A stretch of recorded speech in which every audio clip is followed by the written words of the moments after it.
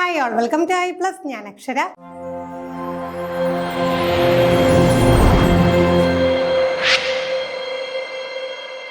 എക്സാമിനേഷനും seated എക്സാമിനേഷനും common ആയിട്ട് science ഏരിയയിൽ നിന്നുള്ള ക്വസ്റ്റ്യൻസ് നമ്മൾ മുമ്പ് ഡിസ്കസ് ചെയ്തിരുന്നു. അപ്പോൾ അതിൻ്റെ കണ്ടിന്യൂഷൻ ആയിട്ട് നമുക്കൊരു 5 ചോദ്യങ്ങളൂടെ നോക്കിയാലോ. തീർച്ചയായിട്ടും എത്ര ചോദ്യങ്ങൾക്ക് നിങ്ങൾക്ക് ഉത്തരം കൃത്യമായിട്ട് കണ്ടെത്താൻ സാധിക്കുന്നു എന്ന് കമൻറ്റ് ചെയ്യാം. ആദ്യത്തെ ചോദ്യത്തിലേക്ക് കടക്കാം. Dash is a technique of vegetative propagation in which a part of the stem or a young branch of a plant is pulled and buried in moist soil such that the branch is still attached to the parent plant. After some time, roots develop in the buried part and it's grow into a new plant. Dash is an example of plant usually grown through this technique. അപ്പോൾ നമ്മുടെ plant റീപ്രൊഡക്ഷനെ കുറിച്ചുള്ള ഒരു question ആണെന്ന് മനസ്സിലായി. ഇവിടെ എന്താ ചെയ്യുന്നത്, ഒരു പ്ലാന്റിന്റെ ഒരു വെജിറ്റേറ്റീവ് പ്രൊപ്പഗേഷൻ. അപ്പം നമുക്കറിയാം വെജിറ്റേറ്റീവ് പ്രൊപ്പഗേഷൻ എന്ന് പറഞ്ഞു കഴിഞ്ഞാൽ അതിൻ്റെ ഏതെങ്കിലും വെജിറ്റേറ്റീവ് പാർട്ടിൽ നിന്നും റൂട്ട് ആവട്ടെ, സ്റ്റെം ആവട്ടെ, ലീഫ് ആവട്ടെ, ഏതെങ്കിലും വെജിറ്റേറ്റീവ് പാർട്ടിൽ നിന്ന് പുതിയൊരു പ്ലാന്റ് ഉണ്ടാക്കുന്ന രീതിയാണ് വെജിറ്റേറ്റീവ് പ്രൊപ്പഗേഷൻ എന്ന് പറയാം. വെജിറ്റേറ്റീവ് പ്രൊപ്പഗേഷനിലൂടെ ഒരു പ്ലാന്റിൻ്റെ ഒരു സ്റ്റെം അല്ലെങ്കിൽ യങ് ബ്രാഞ്ച് എന്ത് ചെയ്യാം, അതിൽ നിന്ന് ഒന്ന് വലിച്ചെടുത്ത ശേഷം ഒരു മോയിസ്റ്റ് സോയിലിൽ കുഴിച്ചിടുക. എന്നിട്ട് എന്ത് ചെയ്യുക, കുറച്ച് കഴിയുമ്പോഴത്തേക്ക് അപ്പം ഈ പറയുന്ന ആ ഒരു യങ് സ്റ്റെമ്മിനെ ഒരിക്കലും എന്താണ് കട്ട് ചെയ്ത് മാറ്റുമല്ല, ഒന്ന് വലിച്ചെടുത്ത് അടുത്തുള്ള മണ്ണിലോട്ട് കുഴിച്ചിടും. അപ്പം അത് എന്ത് സംഭവിക്കുന്നുണ്ട്, ഇവിടെ പേരന്റ് പ്ലാനുമായിട്ടുള്ള അറ്റാച്ച്മെൻറ്റ് പോകുന്നില്ല, അറ്റാച്ച് ചെയ്ത് തന്നെയാണ് ഇരിക്കുന്നത്. പതുക്കെ എന്ത് ചെയ്യും, ആ കുഴിച്ചിട്ട ഭാഗത്ത് നിന്ന് പുതിയൊരു പ്ലാന്റ് സ്പ്രൗട്ട് ചെയ്ത് വരുന്ന കാണാൻ കഴിയും. ഈ മെത്തേഡ് നമുക്ക് പൊതുവെ ഏത് പ്ലാന്റിലാണ് ഉപയോഗിക്കുന്നത്, അപ്പം നമുക്ക് ഓപ്ഷൻ നോക്കാം. ഇപ്പം ആദ്യം എന്താണ് മെത്തേഡ് ഏതെന്ന് കണ്ടെത്തണം, പിന്നെ ആ മെത്തേഡ് ഉപയോഗിക്കുന്ന പ്ലാന്റും കണ്ടെത്തണം. നോക്കാം. എയും ബിയും കണ്ടുപിടിക്കാനാണ്. Layering, jasmine, cutting, potato, grafting, rose, budding, hydra. അപ്പോൾ ജാസ്മിനെ ലെയർ ചെയ്യുന്ന പ്രോസസ്സായിരുന്നോ, പൊട്ടറ്റോയെ കട്ട് ചെയ്യുന്ന പ്രോസസ്സായിരുന്നോ, റോസിനെ ഗ്രാഫ്റ്റ് ചെയ്യുന്നതായിരുന്നോ, ഹൈഡ്രയെ ബഡ് ചെയ്യുന്നതായിരുന്നു? എന്തായിരുന്നു ആ പ്രോസസ്സും? ഇപ്പോൾ ഉത്തരം കിട്ടിക്കാണല്ലോ. തീർച്ചയായിട്ടും എന്തായിരുന്നു, നമ്മൾ ജാസ്മിനെ ലെയർ ചെയ്യുന്ന ആ ഒരു പ്രോസസ്സാണല്ലേ. നോക്കിക്കേ, ഇതൊരു ജാസ്മിൻ പ്ലാന്റ് ആണെങ്കിൽ പേരന്റ് പ്ലാന്റ് കണ്ടോ, അവിടെ നിന്ന് നമ്മൾ എന്ത് ചെയ്യുന്നു, ആ ഒരു ബ്രാഞ്ചിനെ ഇങ്ങനെ മണ്ണിൽ ബറി ചെയ്യുന്നുണ്ട്. ഈ ഇത്രയും ഭാഗം നമ്മൾ മണ്ണിൽ കുഴിച്ചിടും. അപ്പോൾ എന്ത് സംഭവിക്കുന്നു, ഈ പേരന്റ് പ്ലാനുമായിട്ട് അറ്റാച്ച്മെൻ്റ് ഉണ്ടോ, ഉണ്ട്, അറ്റാച്ച് ചെയ്ത് തന്നെയാണ് നിൽക്കുന്നത്. പക്ഷേ ഇവിടെ എന്ത് ചെയ്യുന്നു, റൂട്ട് വന്നുകൊണ്ട് പുതിയ പ്ലാന്റ് അവിടെ ഫോം ചെയ്യുന്നു. സിമിലർലി ഇപ്പുറത്തെ സൈഡിൽ നോക്കി ഇതുപോലെ നമ്മൾ ബറി ചെയ്ത് വെക്കുന്ന ഭാഗത്ത് റൂട്ട് വന്നിട്ട് ന്യൂ പ്ലാന്റ് ഫോം ചെയ്യുന്നു. അപ്പോൾ അതിനെയാണ് നമ്മൾ എന്ത് പറയുക, ലെയറിംഗ് എന്ന് പറയുക. പൊതുവേ നമുക്ക് ജാസ്മിൻ പ്ലാന്റ്സിനെ നമ്മൾ വെജിറ്റേറ്റീവ് പ്രൊപ്പഗേഷനിലൂടെ പുതിയ പുതിയ പ്ലാന്റുകൾ നിർമ്മിക്കാൻ ഉപയോഗിക്കുന്ന ഒരു ടെക്നിക്കാണ്. ഓക്കെ. അപ്പോൾ ഇനി കട്ടിങ് എന്താണ്? കട്ടിങ് എന്ന് വെച്ച് കഴിഞ്ഞാൽ simple, this involves taking a piece of സ്റ്റെമ്മോ root and planting it to grow roots. നമ്മൾ സ്റ്റെമ്മോ റൂട്ടോ ഒക്കെ കട്ട് ചെയ്തെടുത്തിട്ട് എന്ത് ചെയ്യുന്നു, അതിനെ കൊണ്ടുപോയി പ്ലാന്റ് ചെയ്ത് തന്നെ നട്ടു വെക്കുമ്പോൾ എന്താണ്, അതിൽ നിന്ന് റൂട്ട് കിളിച്ചിറങ്ങിക്കൊണ്ട് പുതിയ പ്ലാന്റ് ഉണ്ടാവുകയാണെങ്കിൽ അത് സിംപ്ലി കട്ടിങ് നമുക്കറിയാം. ഇനി പരീക്ഷയ്ക്ക് ചോദിക്കുന്ന 2 സംഗതികളാണ് ഗ്രാഫ്റ്റിംഗ്. ഗ്രാഫ്റ്റിംഗ് എന്ന് പറയുമ്പോഴത്തേക്കും involves joining parts of 2 different plants. 2 different പ്ലാന്റുകൾ എടുത്തുകൊണ്ടും അവയുടെ പാർട്ടിനെ ചേർത്ത് വെക്കുന്നു. ഓക്കെ, അങ്ങനെ ചേർത്ത് വെച്ചു ഡിഫറെൻറ്റ് പാർട്സ് കൊണ്ടുവന്ന്, ഡിഫറെൻറ്റ് പ്ലാന്റ്സിൻ്റെ പാർട്സ് കൊണ്ടുവന്നിട്ട് എന്ത് ചെയ്യുന്നു, അതിനെ ജോയിൻ ചെയ്ത് വെച്ചുകൊണ്ട് എന്ത് ചെയ്യുന്നു, ആ പുതിയ പ്ലാന്റ് ഉണ്ടാക്കുകയാണെങ്കിൽ ഗ്രാഫ്റ്റിംഗ് ആണ്. അടുത്ത ബഡ്ഡിങ്. ബഡ്ഡിങ് എന്ന് പറയുന്ന ടൈപ്പ് ഓഫ് ഗ്രാഫ്റ്റിംഗ് തന്നെയാണ്. Bud from one plant is inserted into another. അതായത് ഒരു പ്ലാന്റിൻ്റെ ബഡ് എടുക്കുന്നു, മുട്ടെടുത്ത് മുട്ടെടുത്തിട്ട് എന്ത് ചെയ്യുന്നു, അതിനെ മറ്റൊരു പ്ലാന്റിലേക്ക് ഇൻസേർട്ട് ചെയ്യുന്നു. അങ്ങനെ വരുമ്പോഴും അവിടെ എന്താണ്, ഒരു പുതിയ പ്ലാന്റ് ആയിട്ട് മാറില്ല, പുതിയ രീതിയിലോട്ട് മാറില്ല. അതാണ് ഗ്രാഫ്റ്റിംഗ്. പിന്നെ നമ്മൾ ഇതിൻ്റെ ഇടയ്ക്ക് ഹൈഡ്രയുടെ കാര്യം പറഞ്ഞു. ഹൈഡ്രയുടെ കാര്യം പറഞ്ഞപ്പോൾ നമ്മൾ ആ ഓപ്ഷനകത്ത് എങ്ങനെ ബഡ്ഡിങ് ആൻഡ് ഹൈഡ്ര നമ്മളൊരു ഓപ്ഷൻ കൊടുത്തിരുന്നു. അപ്പോൾ നോക്കിക്കേ, ഹൈഡ്ര എന്താണ്, ഒരു സിമ്പിൾ ആനിമലാണ്, നമുക്കറിയാം, അസെക്ഷുവലി റീപ്രൊഡ്യൂസ് ചെയ്യുന്ന, അതായത് സിംഗിൾ പേരന്റ് മതി, മെയിൽ ആൻഡ് ഫീമെയിൽ ഗമേറ്റ്സിൻ്റെ ആവശ്യമില്ല. സിംഗിൾ പേരന്റിൽ നിന്ന് തന്നെ, ആ പേരന്റ് ബോഡി പാർട്ടിൽ നിന്ന് തന്നെ എന്ത് ചെയ്യുന്നു, പുതിയ ഒരു ഓർഗാനിസത്തിനെ പ്രൊഡ്യൂസ് ചെയ്യുന്നു. അതാണ് അസെക്ഷൽ റീപ്രൊഡക്ഷൻ. അപ്പോൾ എന്താണ് ഈ പറഞ്ഞ ഹൈഡ്ര എന്താണ്, അസെക്ഷലി ആണ്.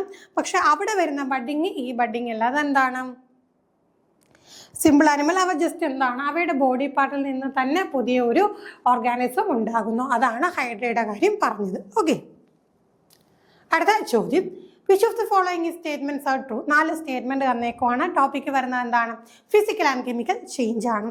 നമുക്ക് സ്റ്റേറ്റ്മെന്റുകൾ നോക്കാം. Crystallisation is a chemical change. Photosynthesis is a chemical change. Ripening of fruits is a physical change.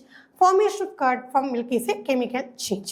അപ്പോൾ നമ്മൾ എന്ത് മനസ്സിലാക്കണം? ഫിസിക്കൽ ചേഞ്ചും കെമിക്കൽ ചേഞ്ചും എന്താണെന്നാണ് മനസ്സിലാക്കണം. ഫിസിക്കൽ ചേഞ്ച് എന്ന് പറയുമ്പോൾ ഫിസിക്കലായിട്ടുള്ള ആ ഒരു അതിൻ്റെ ഒരു അപ്പിയറൻസും അങ്ങനെയൊക്കെയുള്ള കാര്യങ്ങൾ ചേഞ്ച് ആവുന്നു. പക്ഷേ എന്താണ്, അത് റിവേഴ്സിബിൾ ആണ്, നമുക്ക് തിരിച്ച് പഴയ ഫോമിലേക്ക് കൊണ്ടുവരാം. കെമിക്കൽ ചേഞ്ച് എന്ന് പറയുമ്പോൾ നമുക്ക് മനസ്സിലാക്കാം അതിൻ്റെ കെമിക്കൽ പ്രോപ്പർട്ടീസും ഒക്കെ മാറും. അങ്ങനെ വരുമ്പോഴത്തേക്ക് എന്താണ്, അവിടെ നമുക്ക് റിവേഴ്സ് ചെയ്യാനായിട്ട് പറ്റില്ല. ഈ കൺസെപ്റ്റ് അറിയാമെങ്കിൽ നമുക്ക് ബാക്കി നോക്കാമല്ലോ. Crystallisation is a chemical change. ഒരു എന്തെങ്കിലും ഒരു പർട്ടിക്കുലർ സബ്സ്റ്റൻസ് ക്രിസ്റ്റലൈസ് ചെയ്യുന്നത് അതെന്താണ്, നമുക്ക് തിരിച്ചു കൊണ്ടുപോകാൻ പറ്റുന്നതാണോ, അത് കെമിക്കൽ ചേഞ്ച് ആണോ? അടുത്തത് ഫോട്ടോസിന്തസിസ്, നമുക്കറിയാലോ പ്ലാന്റ്സ് ആ ഒരു ഫുഡ് പ്രൊഡ്യൂസ് ചെയ്യുന്നത്. റൈപ്പനിങ് ഓഫ് ഫ്രൂട്ട്സ്, ഒരു ഫലം പഴുക്കുന്നത്. അടുത്ത എന്താണ്, formation of card from milk, അതായത് പാലിൽ നിന്ന് തൈരുണ്ടാകുന്നത്. നമുക്ക് ട്രൂ ആയിട്ട് 2 സ്റ്റേറ്റ്മെൻറ്റുകളുള്ള ഏതൊക്കെയാണ്, ബി ആൻഡ് ഡി. ഫോട്ടോസിന്തസിസ് ഒരു കെമിക്കൽ ചേഞ്ച് ആണ്, ശരിയാണ് അല്ലെ? ഫോട്ടോസിന്തസിസ് തീർച്ചയായിട്ടും കെമിക്കൽ ചേഞ്ച് ആണ്, നമുക്ക് തിരിച്ച് ആ ഒരു പഴയ ഇതിലേക്ക് കൊണ്ടുപോകാൻ പറ്റില്ല. Similarly formation of milk is curd from milk, മിൽക്കിനെ നമുക്ക് കാർഡാക്കാം, കാർഡിനെ തിരിച്ച് നമുക്ക് മിൽക്കാക്കാൻ പറ്റുമോ? പറ്റില്ല. ഇനി crystallisation is a chemical change എന്ന് പറഞ്ഞത് തെറ്റാണ്. ക്രിസ്റ്റലൈസേഷൻ എന്താണ്, ഫിസിക്കൽ ചേഞ്ച് ആണ്. സിമിലർലി റൈപ്പനിങ് ഓഫ് ഫ്രൂട്ട്സ് ഒരു ഫിസിക്കൽ ചേഞ്ച് അല്ല, അതെന്താണ്, തീർച്ചയായിട്ടും കെമിക്കൽ ചേഞ്ച് ആണ്. നമ്മൾ ജസ്റ്റ് എന്താണ് ഫിസിക്കൽ ചേഞ്ചും കെമിക്കൽ ചേഞ്ചും എന്താണെന്ന് അറിയാറുണ്ടെങ്കിൽ ബാക്കി ലോജിക്ക് വെച്ച് നമുക്കത് കണ്ടുപിടിക്കാവുന്നതേ ഉള്ളൂ. അടുത്ത ചോദ്യം അസേർഷൻ റീസൺ. അസേർഷൻ റീസൺ ചോദ്യങ്ങൾ ഒരുപാട് ഞാൻ കൊണ്ടുവന്നിട്ടുണ്ട്. ഇത് റീസെൻ്റ് ആയിട്ട് നമുക്ക് സീറ്റ് എക്സാമിനേഷന് ചോദിച്ചിട്ടുള്ള ഒരു ചോദ്യമാണ്. ഒരു ചെറിയ പ്രത്യേകതയുള്ള എന്താ, റീസൺ 2 ഉണ്ട്. ഇതുവരെ നമ്മൾ അസേർഷൻ 1 റീസൺ 1 ആ രീതി ചെയ്തു. ഇത്തവണ ഒരു അസേർഷനും 2 റീസൺ ഉള്ളൊരു ചോദ്യം നമുക്ക് നോക്കിയാലോ. വലിയ വ്യത്യാസമൊന്നുമില്ല, നമുക്ക് കൺസെപ്റ്റ് അറിയാമെങ്കിൽ എളുപ്പം. അസേർഷൻ ഇതാണ്, convex mirrors are used as rear view mirrors in vehicles. Reason 1, they form erect and enlarged image. Reason 2, they have wider field of view. A is true but neither R1 nor R2 are correct explanation of A. A is true but both R1 and R2 are correct explanation for A. A is true and only R1 is correct and explanation of A. A is true, only R2 is a correct explanation for A. അപ്പോൾ നമുക്ക് ഒരു കാര്യം മനസ്സിലായി, കൂടുതലൊന്നും ചിന്തിക്കേണ്ട. A true ആണ്, 4 option നോക്കിയാലും എന്താണ്, എ ട്രൂ ആണ്. എ എവിടെയെങ്കിലും ഫാൾസ് എന്ന് കണ്ടാൽ നമുക്ക് അപ്പോഴേ അവരെ എലിമിനേറ്റ് ചെയ്യണം പറഞ്ഞു. ഇവിടെ നമുക്ക് കൂടുതൽ കൺഫ്യൂഷൻ ഒന്നും വേണ്ട. നമ്മൾ തിയറി അധികം പഠിച്ചിട്ടില്ലെങ്കിൽ പോലും എങ്ങനെ ഉത്തരം കണ്ടുപിടിക്കുന്നതെന്നാണ് നോക്കുന്നത്.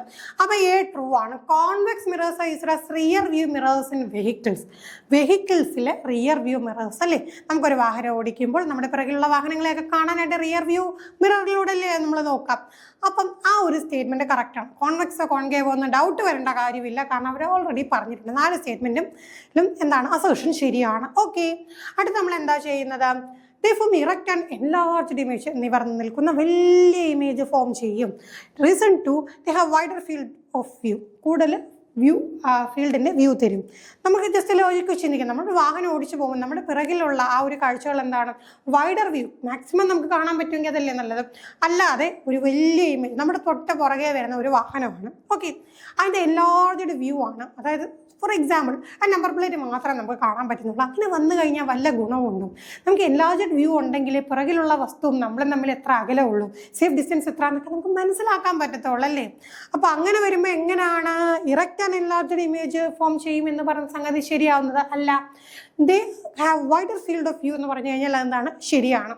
ഇനി നോക്കാം, അങ്ങനെയുള്ള ഓപ്ഷൻ ഉണ്ടോ? അസേർഷൻ ശരിയാണ്, റീസൺ 2 ശരിയാണ്, റീസൺ 1 തെറ്റാണ്. ഉണ്ടല്ലോ, assertion is true, only R2 is correct explanation. കണ്ടില്ലേ, ഇതാണ് നമ്മുടെ മിറർ എന്ന് പറയുന്നത്. നോക്കിക്കേ, ഈ ഒരു തൂൺ മാത്രം വലുതാക്കി ഇങ്ങനെ കണ്ടു കഴിഞ്ഞാൽ നമുക്ക് അവിടെ ഉപയോഗം ഉണ്ടോടാ? ഇല്ല. പകരം എന്താണ്, മാക്സിമം നമുക്ക് എന്ത് ചെയ്യണം, വ്യൂ കിട്ടണം. അതിന് വേണ്ടിയിട്ടാണ് നമ്മൾ എന്ത് ചെയ്യുക, ഈ പറയുന്ന റിയർ വ്യൂ മിറർ ഉപയോഗിക്കുക.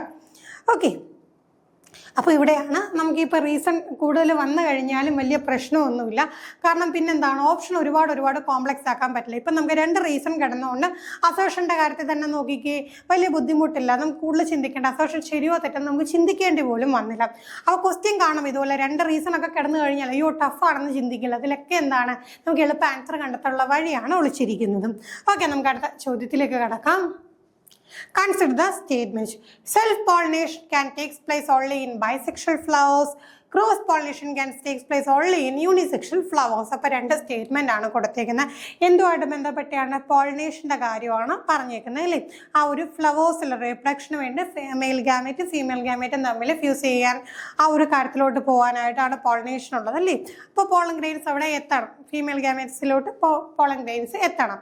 അപ്പോൾ ആ ഒരു സംഗതി നമുക്കറിയാം. അപ്പോൾ അതുമായിട്ട് ബന്ധപ്പെട്ട് രണ്ട് കാര്യങ്ങൾ, സെൽഫ് പോളിനേഷനും ക്രോസ് പോളിനേഷനും. സെൽഫ് പോളിനേഷൻ ബൈസെക്ഷൽ ഫ്ലവേഴ്സിൽ മാത്രമേ നടക്കൂ എന്നതാണ് ഒന്നാമത്തെ സ്റ്റേറ്റ്മെന്റ്. രണ്ടാമത്തെ എന്താണ്? Cross pollination can take place only in unisexual flowers. Cross pollination unisexual ഫ്ലവേഴ്സിൽ മാത്രമേ നടക്കൂ. അപ്പോൾ ഒന്നാമത്തെ കാര്യം എന്താണ്? S1 is false and S2 is true. S1 and S2 are true. S1 and S2 are false. S1 is true and S2 is false. നോക്കിക്കേ, ഇങ്ങനത്തെ statement നമ്മൾ എടുക്കുന്ന സമയത്ത് ആദ്യം നമ്മൾ എന്ത് ചെയ്യുക? രണ്ട് കാര്യം അറിയണം അല്ലേ. എന്നാൽ മാത്രമേ ഉത്തരം നമുക്ക് കണ്ടെത്താൻ സാധിക്കത്തുള്ളൂ. എലിമിനേഷൻ ഒന്നും ഇല്ലാത്ത ടൈപ്പ് ചോദ്യമാണ്. Self pollination can take place only in bisexual flowers. സ്വയം പോളിനേഷൻ നടക്കണം എന്നുണ്ടെങ്കിൽ തീർച്ചയായിട്ടും ഇവിടെ എന്ത് ചെയ്യണം? ബൈസെക്ഷൽ ആവണ്ടേ. യൂണിസെക്ഷൽ ആയിക്കഴിഞ്ഞാൽ മെയിലും ഫീമെയിലും ഗാമേറ്റ്സ് ഉണ്ടാകുമോ? ഇല്ല. അപ്പോൾ അങ്ങനെ വരുമ്പോൾ എന്താണ്? തീർച്ചയായിട്ടും self pollination can take place only in bisexual flowers എന്നുള്ള കാര്യം ശരിയാണ്. അടുത്ത cross pollination can take place only in unisexual flowers. Cross pollination എന്ന് പറയുന്നത് നമുക്ക് യൂണിസെക്ഷൽ ഫ്ലവേഴ്സിൽ മാത്രമേ നടക്കൂ എന്ന് പറഞ്ഞു കഴിഞ്ഞാൽ അത് തെറ്റാണ്. ബൈസെക്ഷൽ ഫ്ലവേഴ്സിൽ നടക്കും. S1 നമുക്ക് ട്രൂ ആണ്. ഈ പറയുന്നത് സെൽഫ് പോളിനേഷൻ, ഈ ഒരു പ്ലാന്റ് നോക്കിയ സെൽഫ് പോളിനേഷൻ നടക്കണമെന്നുണ്ടെങ്കിൽ ബൈസെക്ഷൽ ആകണം. നമുക്ക് കാണാം മെയിൽ ഗാമേറ്റ്സും ഉണ്ട് ഫീമെയിൽ ഗാമേറ്റ്സും ഉണ്ട്. അപ്പോൾ ഇത് തമ്മിൽ എന്ത് ചെയ്യാം? പോളിനേഷൻ ഇത് തമ്മിൽ കൂടിച്ചേരും. അപ്പോൾ അവിടെ സെൽഫ് പോളിനേഷൻ എന്താണ്? നമുക്ക് ഇതൊരു ബൈസെക്ഷൽ ഫ്ലവറിൽ നടക്കും. സിമിലർലി ക്രോസ് പോളിനേഷനിലോട്ട് നമ്മൾ നോക്കിക്കഴിഞ്ഞാലും ഇവിടെയും എങ്ങനെയാണ്? നമുക്ക് അത് യൂണിസെക്ഷൽ ഫ്ലവറിൽ നടക്കും, ബൈസെക്ഷൽ ഫ്ലവറിൽ നടക്കും. ഓക്കെ, അപ്പോൾ അതുകൊണ്ട് ആ ഒരു പ്രശ്നവും അവിടെ സോൾവ് ചെയ്തു. ഒരു ഇമേജ് ഒക്കെ മനസ്സിലുണ്ടെങ്കിൽ നമുക്ക് പെട്ടെന്ന് തന്നെ ഉത്തരം കണ്ടെത്താവുന്നതാണ്. നമുക്ക് ഫൈനൽ ക്വസ്റ്റ്യനിലേക്ക് പോകാം. The buoyant force of an object immersed in liquid acting. അപ്പം ഒരു ലിക്വിഡിലെ ബയോയിൻ ഫോഴ്സ് എങ്ങോട്ടാണ് ആക്ട് ചെയ്യുന്നത്? ഇതൊക്കെ നമ്മൾ ബേസിക് ആയിട്ട് പഠിച്ചു വെച്ചിരിക്കുന്ന കാര്യങ്ങളാണ്. നമ്മൾ ചെറിയ ക്ലാസ്സുകളിൽ പഠിച്ചതാണ്. ചില സമയത്ത് ഇതുപോലെ ഡയറക്റ്റ് ആയിട്ട് നമുക്ക് സീറ്റന്റും കേറ്റന്റും ഒക്കെ ചോദിക്കും അല്ലേ. Parallel to the liquid surface. Liquid സർഫസിന് പാരലായിട്ടാണോ, അപ്വേർഡ് ഡയറക്ഷനിലോട്ടാണോ, ഡൗൺവേർഡ് ഡയറക്ഷനിലോട്ടാണോ, ഓൾ ഡയറക്ഷനിലോട്ടാണോ? എങ്ങനെയാണ് ബയോയിൻ ഫോഴ്സ് ആക്ട് ചെയ്യുക? തീർച്ചയായിട്ടും എന്താണ്? അപ്വേർഡ് ഡയറക്ഷനിലോട്ടായിരിക്കും എന്ത് ഫോഴ്സ് ആക്ട് ചെയ്യാം? ബയോയിൻ ഫോഴ്സ് ആക്ട് ചെയ്യുക. ബയോയിൻ ഫോഴ്സ് എന്താണ്? അപ്വേർഡ് ഫോഴ്സും തന്നെയാണ് നമ്മൾ പഠിക്കുന്നത്. എപ്പോഴും പഠിക്കുമ്പോൾ അങ്ങനെ ബയോയിൻ ഫോഴ്സ് എന്ന് പറയുന്നത് അപ്വേർഡ് ഫോഴ്സ് ആണ്. Exerted by a fluid that opposes the weight of an immersed object. ഒരു ഒബ്ജക്റ്റ് നമ്മൾ ഇമേഴ്സ് ചെയ്യുന്ന സമയത്തും ആ വെയിറ്റിന് ഒപ്പോസ് ആയിട്ട്, വെയിറ്റ് താഴോട്ട് പോകുമ്പോഴത്തേക്ക് അതിന് ഒപ്പോസ് ആയിട്ട് എന്താണ്? അപ്വേർഡിലോട്ടായിരിക്കും എന്ത് വരിക? ഈ ഒരു ഫോഴ്സ് വരിക. കാര്യം എന്താണ്? Pressure difference between the top and bottom of submerged objects. Submerged ഒബ്ജക്ട്സിന്റെ ടോപ്പ് ഭാഗം നോക്കിയാലും ബോട്ടം ഭാഗം നോക്കിയാലും അവിടെ പ്രഷർ ഡിഫറൻസ് ഉണ്ടെന്ന് നമുക്കറിയാം. The pressure being greater at greater depth. Depth കൂടുന്തോറും നമുക്കറിയാലോ എന്ത് കൂടും? പ്രഷർ കൂടും. The pressure difference result in net upward force. അപ്പോൾ ആ ഒരു പ്രഷർ ഡിഫറൻസ് ഉണ്ടായത് കൊണ്ടാണ് തീർച്ചയായിട്ടും എന്താണ്? ഒബ്ജക്റ്റിന്റെ അപ്വേർഡ് ഫോഴ്സ് മുകളിലോട്ട് ഉണ്ടാകുന്നത്. അതിനെയാണ് നമ്മൾ എന്ത് പറയുക? ബയോയിൻ ഫോഴ്സ് എന്ന് പറയുക. അപ്പോൾ ഇത്രയും കാര്യങ്ങളാണ് ഇന്നത്തെ ക്ലാസ്സിൽ നമുക്ക് ഡിസ്കസ് ചെയ്യാനായിട്ടുള്ളത്. തീർച്ചയായും മറ്റൊരു സെക്ഷനുമായി നമുക്ക് വീണ്ടും കാണാം. താങ്ക്